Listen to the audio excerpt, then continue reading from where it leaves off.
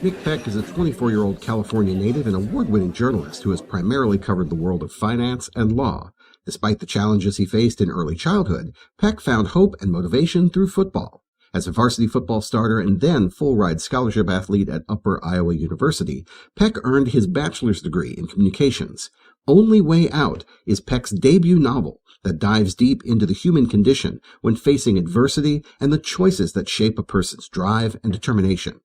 Only Way Out recently received a glowing review from famed ESPN sports commentator Bobby Marks, who said it was, quote, one of the best books I've read this year. Nick, welcome to the show. Yeah, of course. Thanks for having me. So tell us a little bit about your journey. How did you kind of come across the story? What was it about the story that really made you want to tell it? First, I'll tell, my own, background experience because it kind of ties into it itself. So, I grew up in California, grew up in a super abusive alcoholic household. And so, growing up, I was kind of looking for a way out of my situation. And so I was lucky enough to find football, and was lucky enough to use football as my way out of my situation. I got a full ride scholarship to do that in school. But I also had a little sister growing up, that wasn't as lucky.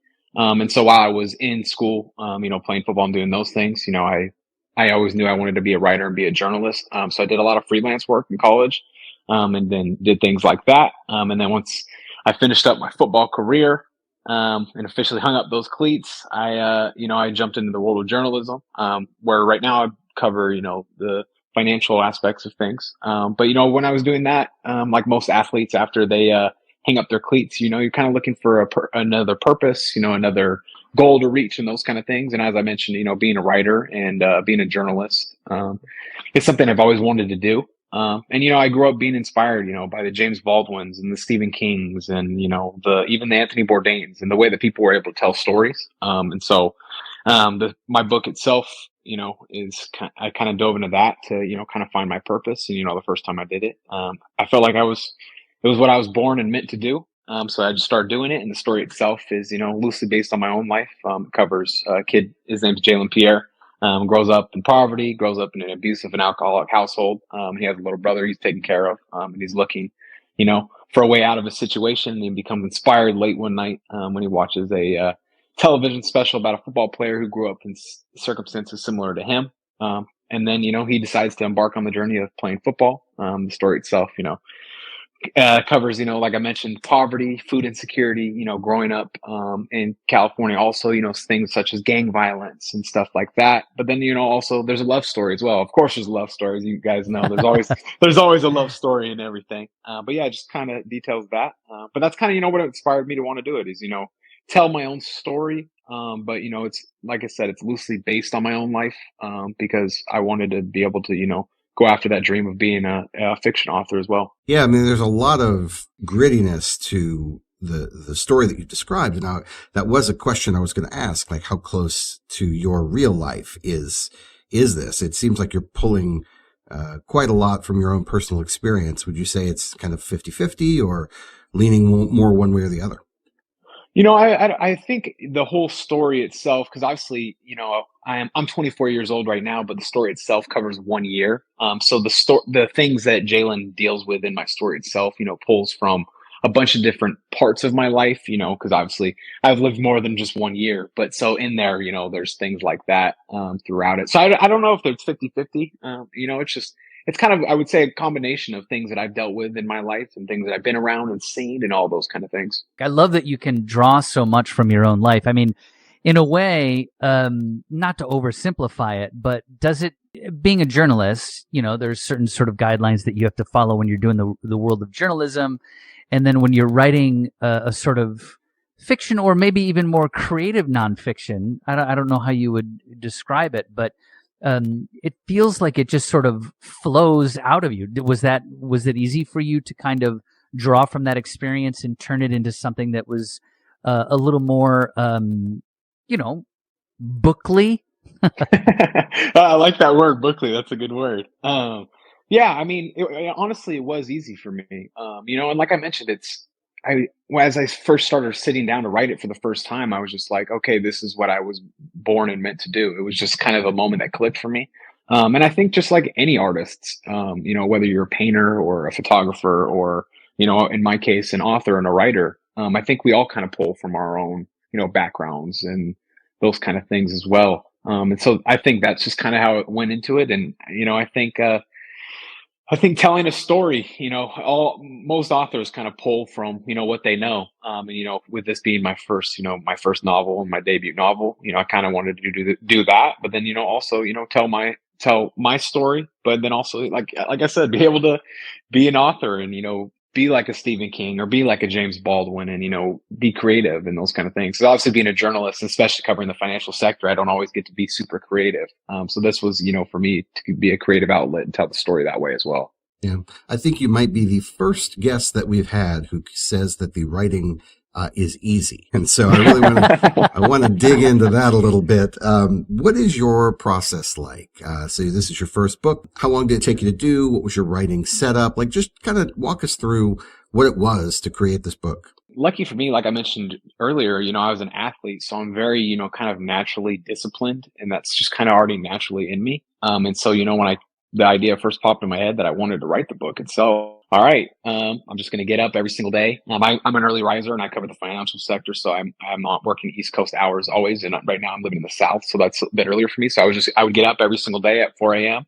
And, I just set the goal for myself to write 10 pages a day. Whether it's good, bad, in between, or whatever it may be, just write 10 pages and go from there. And I did that for about 6 months. And that's kind of how my process went. I would just, get up, make myself some tea, and write, try to write 10 pages a day. And that just kind of flowed out of me effortlessly. I wish there was, I could say that there were struggles and those kind of things for me, but like I said, it just kind of flowed out for me naturally in this first story, and those kind of things. So that was kind of my process for writing this book. You've made me so angry. There I am struggling at 5 a.m. with a cup of coffee to get me going, and you're up an hour earlier with tea.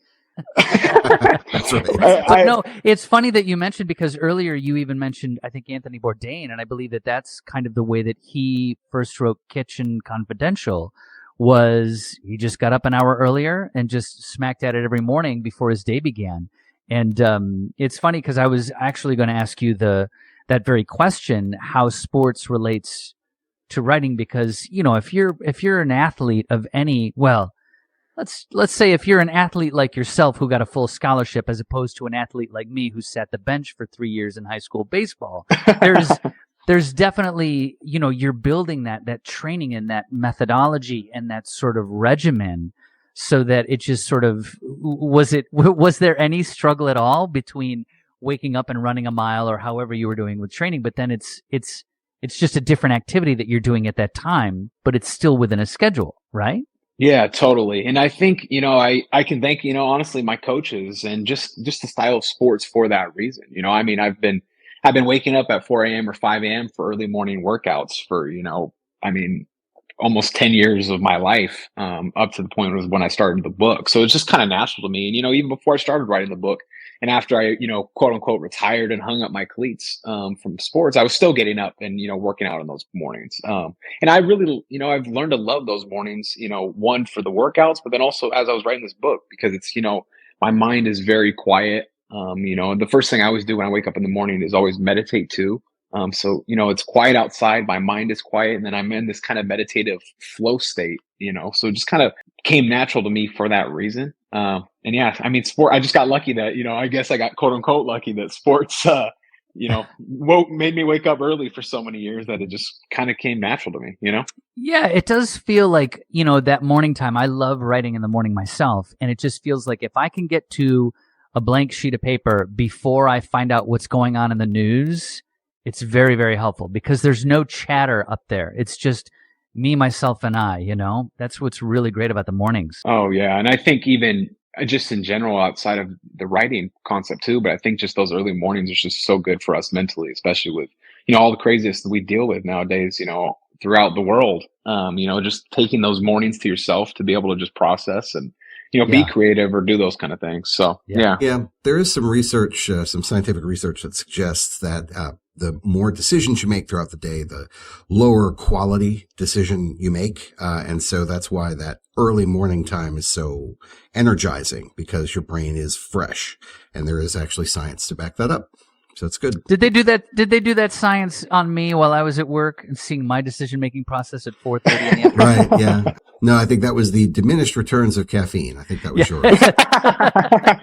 I love that. my decision-making process at 4:30 is, okay, look, it's a half an hour before I got to leave work. Maybe I can sneak in a little writing, or I could close my office door and just go take a nap on that little chair over there. So yeah, that's pretty much it. No, and I think that's just human nature, right there too. And I think that's why, taking advantage of those early mornings as an author is really important, because it's like you said, there's no other distractions except just you, yourself, your eye, and that blank piece of paper, where you can really just get in that flow state more naturally. So you said 6 months, give or take, of 10 pages a day. So that was your first draft. Where'd you take it from there? What was your editing process like? Did you have somebody that you were working with kind of as an editor? Walk us through that piece of it.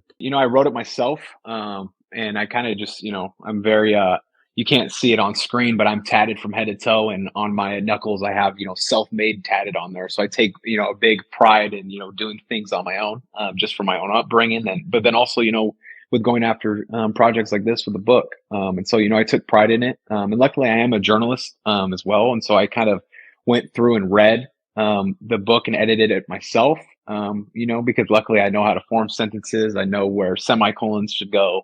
And I know those kind of things.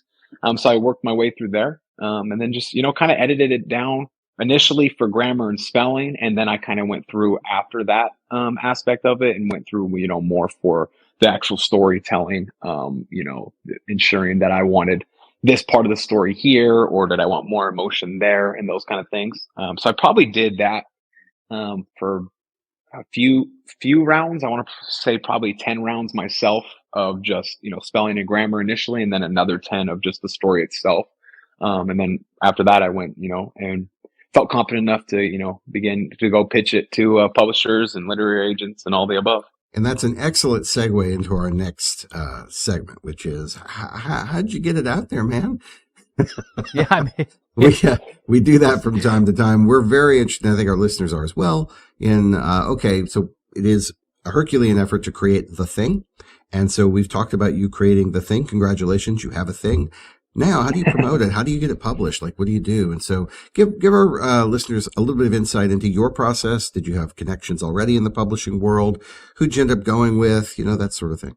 I didn't have any connections going in initially, and I was just doing a lot of research on my own because I'm very I'm a big nerd too, so I wanted to fully understand the industry and those kind of things. Because as I mentioned, I didn't want to. This isn't just like a one-off for me. This is something that I plan on continuing to doing. So I didn't just want to rush into any decisions or things like that. Luckily, I secured a bunch of different meetings with different publishers, of different kinds, and different literary agents as well, and kind of went with who I wanted to. I fielded some offers, some stuff, it was awesome to get some, offers for people who wanted to do it. But because the story itself was so personal to me, I didn't really want to give up the rights to my story. Initially it's because it's my life, I didn't want to lose the rights to my characters and things like that. So I ended up going with a hybrid publisher, and it's called the Manhattan Book Group, also Mindster Media, because I kind of liked that I was going to be able to fully be able to own, the rights to my book and the rights to my story, but then also, had their expertise and their experience, and, was kind of happy with them, and kind of, worked my way with them, and we came to a contract that I was happy with and that they were happy with as well. And then it's just, as you guys know, it's a process. Once you get that contract signed, then it's a process, to work with their editors, to edit the book and things that they see and hear, and then obviously cover design and all the above. So yeah, that's an interesting thing. I haven't thought about it in a long time. I did some writing for my local paper, just music reviews and some interviews and stuff like that way, way back at the turn of the century. And one of the things that I had to come to terms with was the fact that when I was writing for a newspaper, 20 to 25% of what I was writing was actually my editor. Oh, so yeah. Can you talk a little bit about that? Did you have an ego going in or did you not even know that you had an ego going in? I remember having an interview with one of my favorite artists, a singer named Mike Patton from a band called Faith No More. And he's got a lot of mythology behind him. And I wanted to write that there was an unsettleability about Mike Patton. And my editor was like, what is this word? I said, it's not a word. I just made it up. Isn't that great? He was like, no. I was like, yes. He was like, no. I was like, can I? And then he was like, no. And so tell us about that. I mean, is that something that kind of helped you working with editors and having worked with a reporting background to understand that somebody's going to come back and say, you need to take this sentence out? No, totally. And I think, just being a journalist kind of made that more natural for me too. Cause obviously, I'm writing a daily story every single day. And as you know, you go and send it to your editor and then eventually to the line editors who get it, added into, whatever you're at. And there's, a million people who are editing it. And so luckily with my writing, I don't necessarily, have an ego with that too. But then also, I think being an athlete too, I hate to keep going back to it, but I'm just kind of used to being coached. And that's kind of how I kind of, looked at it. But then, also I was just lucky that the editor at my publisher, I was lucky enough to, be able to more collaborative editing versus, just direct editing where they say yes or no. And so it was more collaborative. And, like I said, since the story was so personal for me, that was something that was really important to me when I was, interviewing publishers and speaking with people, is because I didn't want somebody to, come in and change the whole story, because obviously it's my story, partly. So I wanted to be able to have that. So I was just lucky enough, one, to, have the experience of understanding that being coached is okay and it's okay to learn. And then also too, just a collaborative editing process with my publisher, which I was super lucky to have. Has anybody approached this book in sort of the marketing of it as semi-autobiographical? Is that one of the kind of hooks, or are they really kind of promoting it as wholly fiction? It really seems like you're so passionate about the story and actually made your publishing decision based on, whether you'd be able to retain full creative control, essentially, over this. How is that playing into your marketing of the book and sort of how you are presenting it to the world? Yeah, I mean, I'm on like a media tour right now, obviously. And that's, that's the kind of way that I'm promoting it with myself and working, with my PR team as well, is like, it's a story that's loosely based on my own life, but, it is also still a story as well, because, the way I wrote it wasn't, Nick Peck did X, Y, and Z. It was more of, I wanted people to be able to put themselves in the shoes of Jalen Pierre, my main character, and experience the things that he went through, and not, put the lens and the caps on of, oh, this is Nick's story. But then also too, like I said, I wanted to be able to tell a story and tell a true, a more fiction story, because that's, I was inspired by all those kinds of writers growing up as well. And so, we're kind of going, that's why I say loosely based, because it's, it is loosely based on things that I went through and feelings that I felt with, or things that I've seen and went around, but it's not necessarily, autobiographical, because of, like I said, I wanted to give myself the creative freedom to be able to, create and, be an artist and tell and create a story and those kind of things as well. That probably lends to a certain credibility or authenticity of the work when you're that close to it. Being able to not only relate things that maybe you passively or actively experience, but also things that are easy for you to imagine, because of your familiarity with the subject matter. And that might be why it was so, we'll call it easy. That was your word, but easy to sort of put yourself in those shoes of those characters and just walk that story forward. So congratulations. That is a rare thing. I would caution you the next book around, if you don't have that same sort of intimate awareness of your subject matter, it may actually be a little more difficult to get that one out the door. But you sound like a very disciplined young man. I'm sure that you will, whatever you set your mind to, it sounds like you're going to accomplish it. No, for sure. And I appreciate that. And I think part of it for me too is, who I've been inspired by, and, whether it's rap artists or those kind of things. I think to me, the best art out there is very genuine. And that's kind of, as I was going into it, of writing this first book, is I wanted it to be very genuine, and I wanted people to be able to feel, that it wasn't quote unquote fake, if that makes sense. Because I think when you're writing, or you're watching a movie or listening to a song, you can kind of see when people are, being fake, with what they're talking about. And I wanted the writing and stuff to be really true, and people can feel the emotions and feel those kinds of things as well. So that's kind of why I went that route. So as far as the hybrid publishing model, we've done a couple of episodes around self-publishing, hybrid, going the traditional publishing route. You said that your main concern was to retain control over the content. So retaining control over the content was really important for you.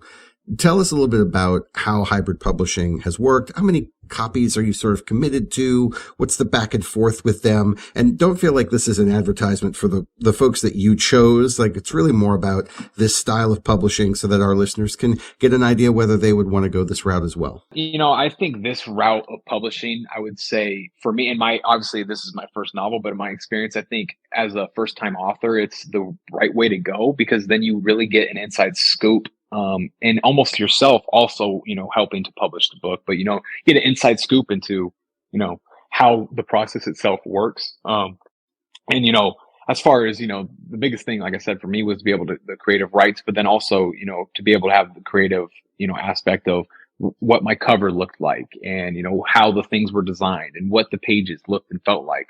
Because if I'm one of those people, if I'm going to go out there and sell something, myself, I really want to be able to believe it and put my whole heart behind it. And that's what I felt like I could be able to do it that way. The publishing itself, it's been really well. You can get assigned, a project manager that you work with throughout the process, and the publisher that I work with, has an art department, editing department, basically everything that a traditional publisher would have, but just more in a collaborative effort versus, I've spoke to other authors in the past where they kind of just turn in their work and then the publisher just kind of takes it and runs with it in the more traditional sense. But that's, not something I wanted. Because with my first book, as I mentioned, I wanted to be able to kind of get that inside baseball to understand what goes into the process. Because like I said, this is a long-term goal and career for me. So I didn't want to, just jump into it and have somebody else take it over for me. I wanted to fully understand what was going on in the industry itself, and, what the process looks like. And then, my publisher has been very collaborative with me, which is, I'm very lucky. So any questions I have, any concerns that I may have, they're able to get back to me and answer to me in, a quick manner. But I think moving forward, I think after you get out that first book, you build up your credibility. I think the more traditional publishing route is probably the best bet, is what I would say. Just that's kind of where I'm headed more towards, just because of, the amount. For me, I would like to just now be able to more focus on just the writing aspect, versus, so much of that inside baseball of, the editing processes and, the cover design and, making sure that this is right here and those kind of things. I think it would be more helpful for me moving forward, just to be able to, focus more on the creative aspect of it. But I am glad that I did it for my first book, just so that I'm able to, be able to see, like I said, that inside baseball and understand what's going on, what I need to look for, what's important to me, what's not important to me, and those kind of things. Like I said, I spent a lot of time researching publishing and sitting in a lot of meetings with a lot of different traditional publishers and literary agents. And as you guys are probably aware, because you guys speak with a lot of people, a lot of those things, especially being a first time author, they almost tend to kind of, I don't want to say take advantage of you, but that's what I'm going to say, try to take advantage of you just for your own naivety of the industry. But I'm kind of lucky now that I went with this model initially, because, I don't feel as naive, and kind of understand, what to look for, what not to look for, and what's important to me. That's if that great. makes sense. No, absolutely. One of the things I'm aware of, and maybe you can shed some light on this, is that traditional publishers are really interested in your social media following. That's one of the things that kind of tip the scales, whether they want to work with you or not. Was that your experience taking meetings with traditional publishers, that they were very interested in your Instagram, that kind of thing? Oh, for sure. Yeah, that's the biggest thing nowadays. And not even just traditional publishers, but even literary agents. A lot of these agents that I would sit down and talk with were like, well, how many followers do you have? And those kind of things. And the other thing too is, obviously I played football, and so a lot of people wanted to take advantage of that aspect. And while football and those things were very important to me, like I said, I'm trying to build this career up as an author, and so I didn't necessarily want to just be a football player, which is what a lot of these traditional publishers and literary agents wanted to sell it as. I want to be able to sell it as me, Nick Peck, the award-winning journalist and Amazon bestselling author now. You know what I mean? And so that's kind of what I've been working to build up as well. So yeah, but social media was definitely a big thing that, they were all asking. And luckily I had a pretty solid following from being an athlete for so many years. But, like I said, I wanted to build up my name as an author versus, just being a quote unquote football player. One of the people who taught me way back when in graduate school was a man named Tom Grimes. He had written a book called Season's End, and it was a baseball book, and it was very well received. in literary circles and also outside of it. And I think it was Time magazine was doing I think it was Time magazine. It was doing kind of a series of upcoming authors, and they wanted Tom to put a baseball cap on for the picture that they were going to take, talking about his book. And he refused because he didn't want it to be seen as a baseball book as much as he wanted it to be seen as a literary novel. And so they're like, well, no, I mean, it'll just be good for the picture. And like, you should totally put and look, I'm trying to remember this from 25 plus years ago, but I'm fairly certain this is the way he told the story. And he's like, no, I'm not going to put on the baseball hat. And so he refused to put on the baseball hat. They went ahead and took a picture of him without it. But where they would have featured him as one of the top writers in this sort of collection, he ended up being sort of just mixed in with the rest of the crowd. So if you've got an opportunity to use that initial hook to get people interested in you, there's nothing wrong with that, is what I've been told. You know, he actually, no, for sure. I don't know if he regretted it for the rest of his life, but he definitely told us that with an attitude of, I should have just put on the stupid baseball cap, you know?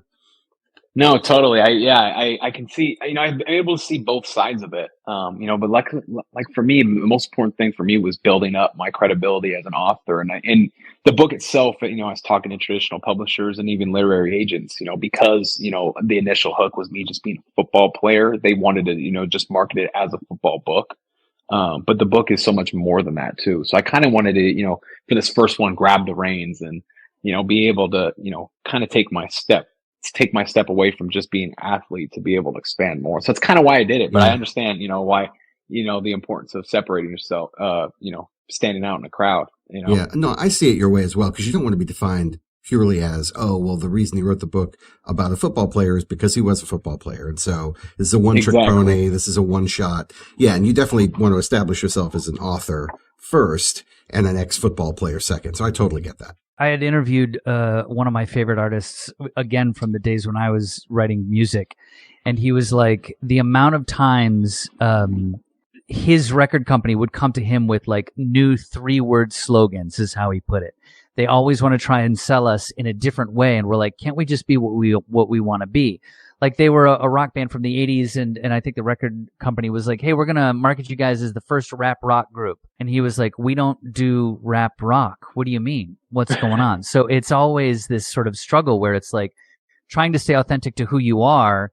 And all of those nuggets who, of course, you know, they're trying to do their job in a way of like, how can we best market this to a wider range of people or to a very specific group of people, all of whom will buy this book or this piece of media? No, exactly. And I think that's, you know, going back to why I kind of chose the publishing route I did, I think that's why I went with this route as well, because, you know, I could kind of grab the reins and, you know, not have a traditional publisher tell me that I needed to be sold one way or the other. You know, I'm a big believer in, you know, shooting as many shots as you can, you know, because like you miss 100% of the shots you don't take. And, you know, with this first book, I wanted to be the one, you know, that shot all the shots, but shot the shots in, you know, in the way that I wanted to shoot it. You know, I didn't want someone else telling me, hey, you need to fix your shooting form on this side and those kind of things. You know, I'm like, if I'm going to really chase after this goal and dream of mine, I want to be able to, at least initially, be able to do it, you know, my own way and you know, and see if it works out. And, you know, luckily it has. So that's awesome. Yeah. And it also makes it easier moving forward if someone else can come to you and say, hey, we want to try and do these things. Now that you have this track record of making a lot of these decisions for yourself and sticking to your own sort of guns in a way, it makes it easier for you to say, nah, I think I know what's working. I mean, not that you'd ignore perhaps a different avenue that might be unforeseen, but it just sort of makes it easier moving down the road when you're like, this worked for me before. I think I'm going to try and go with my gut or my instincts on this, that, and the third moving forward.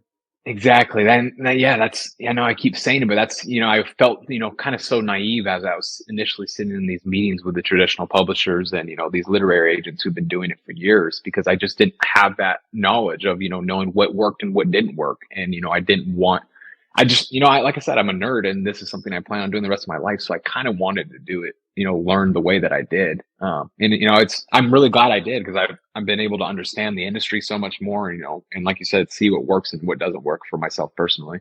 So moving forward with this book under your belt, you do a lot of journalism as far as the financial world is concerned. Is that novel 2?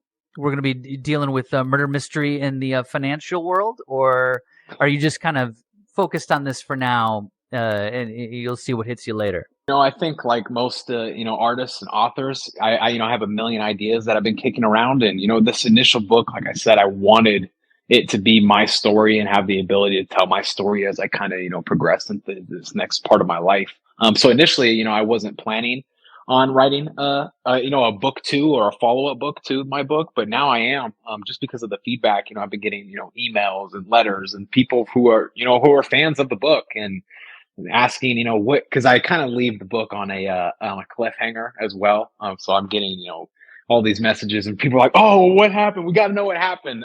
So, I think for now, I may, start, writing a second book, for this one. But like I said, this is something, being an author and writing novels is something I plan on doing the rest of my life. So, I'm kind of just riding the wave of this one right now. I'm taking the feedback from the audience, because at the end of the day, that's the most important thing.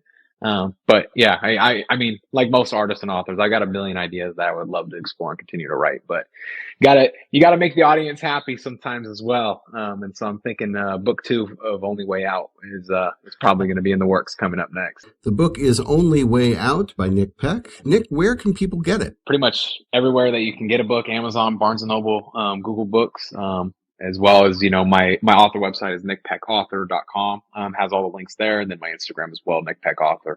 You try to keep it simple, for people to find me, but yeah, pretty much everywhere you can find a book, it's available. Thank you so much for joining us. This has been a lot of fun to hear such a young person stepping forward with a lot of confidence, a lot of bravado, making it happen, using that. I used to coach football, so this is very near and dear to my heart to hear, an ex-player who's sort of applying those coaching principles and likes to get coached up, goes out in the world and does it himself. So congratulations. Sounds like you're on a good path. Thank you so much. I truly appreciate it, and super grateful for the opportunity to speak with you guys on your show.